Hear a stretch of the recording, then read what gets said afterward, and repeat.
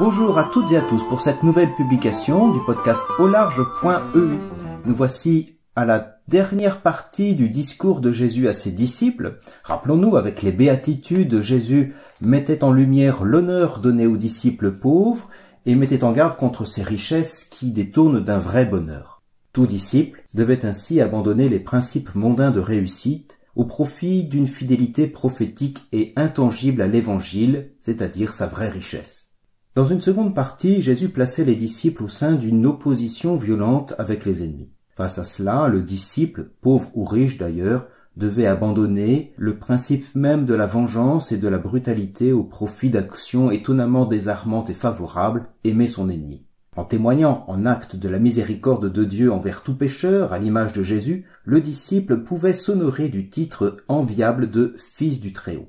À l'occasion de cette dernière partie, au verset 39 à 45 du chapitre 6, Jésus prend le langage imagé de la parabole. À partir de plusieurs allégories, le discours pointe sur la nécessité de vivre en frères. Après les richesses et les représailles, c'est la suffisance et la prétention, l'orgueil finalement, à dominer son frère que le disciple doit abandonner. Avec ces trois renoncements, les richesses, la suffisance et la vengeance, Luc place comme critère de foi au Christ le rejet de toute domination sur son frère, l'humanité ou sur Dieu. Une domination qui s'oppose bien évidemment au dessein divin révélé par la croix du Christ. En cela, le discours de Jésus constitue le Gethsémani du chrétien, non pas faire sa volonté, mais la volonté du Père. Il invite à une profonde et durable conversion intérieure à l'écoute de sa parole, comme le dira la conclusion de ce discours, omise d'ailleurs par la liturgie au verset 46 à 49. Je vous en cite juste cet extrait. « Quiconque vient à moi, écoute mes paroles et les met en pratique, ressemble à celui qui construit une maison sur le roc. » Mais prenons connaissance de cette dernière section du discours. En ce temps-là, Jésus disait à ses disciples en parabole. Un aveugle peut-il guider un autre aveugle? Ne vont-ils pas tomber tous les deux dans un trou? Le disciple n'est pas au-dessus du maître. Mais une fois bien formé, chacun sera comme son maître.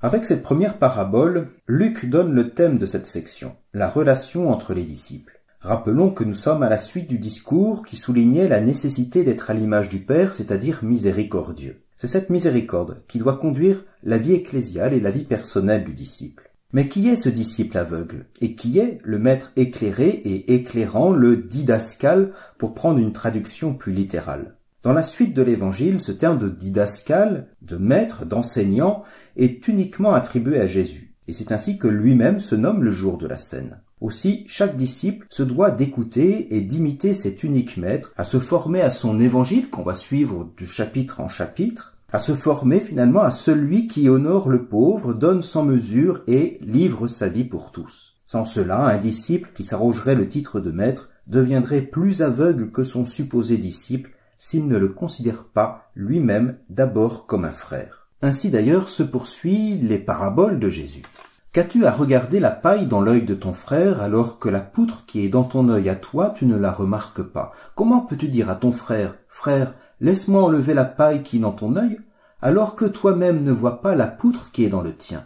Hypocrite, enlève d'abord la poutre de ton œil, alors tu verras clair pour enlever la paille qui est dans l'œil de ton frère. Les disciples aveugles, formés au Christ, voient maintenant. Ils voient enfin qu'ils sont frères, et ils voient encore ce que leurs frères ont à faire pour progresser sur le chemin de l'Évangile. La charité fraternelle l'exige. À ne rien dire, on laisse un frère en difficulté et l'on devient complice ou coupable. Mais, bien évidemment, nous sommes toujours plus prompts à voir les difficultés et les failles chez les autres. Et l'on comprend alors que Jésus préfère nous voir d'abord balayer devant notre porte plutôt que voir la poussière chez son voisin. Mais faut-il pour autant se taire? Comme toujours, les paraboles nous amènent à aller plus loin. L'écart est grand entre une poutre et une paille, entre un fardeau et une futilité. Jésus a-t-il le sens de la mesure? Jésus invite au discernement, à voir d'abord en soi ce qui constitue un aveuglement avant d'aller aider son frère. Il s'agit de reconnaître ses propres imperfections avant de reconnaître celles des autres. C'est la posture du disciple qui se sait tout autant, voire plus pécheur que son frère, mais qui sait aussi que son frère a besoin de lui, a besoin de le savoir sur la route de l'Évangile. C'est cette humilité qui porte du fruit jusque dans la miséricorde fraternelle, comme le laisse entendre la suite de la parabole. Un bon arbre ne donne pas de fruits pourris. Jamais non plus un arbre qui pourrit ne donne de bons fruits. Chaque arbre, en effet, se reconnaît à son fruit. On ne cueille pas des figues sur des épines, on ne vendange pas non plus du raisin sur des ronces. Cette parabole des arbres et des fruits indique aux disciples la nécessité de plonger leurs racines dans la bonté même de Dieu afin de ne pas devenir mauvais. Leurs actes bons témoignent de leur bonne formation, de leur bonne croissance à la sève de la parole du Maître. Figues et raisins évoquent les fruits de la terre promise, d'une terre donnée par Dieu. Ils ne sont donc pas seulement les signes d'un effort du seul disciple, mais reflètent en eux-mêmes la grâce de Dieu. Je ne sais si l'on peut encore filer la métaphore en voyant dans le figuier le symbole biblique de la parole de la loi et celui du peuple de l'Alliance dans l'évocation de la vigne. Dans ce cas, le choix de ces deux plans est intéressant car il oriente le comportement du disciple non seulement vers une bonté de principe, mais vers un témoignage théologal et pastoral. Son action rend visible ce qu'a pu produire en lui la parole de Dieu que vient accomplir Jésus et la nouvelle alliance révélée à sa passion.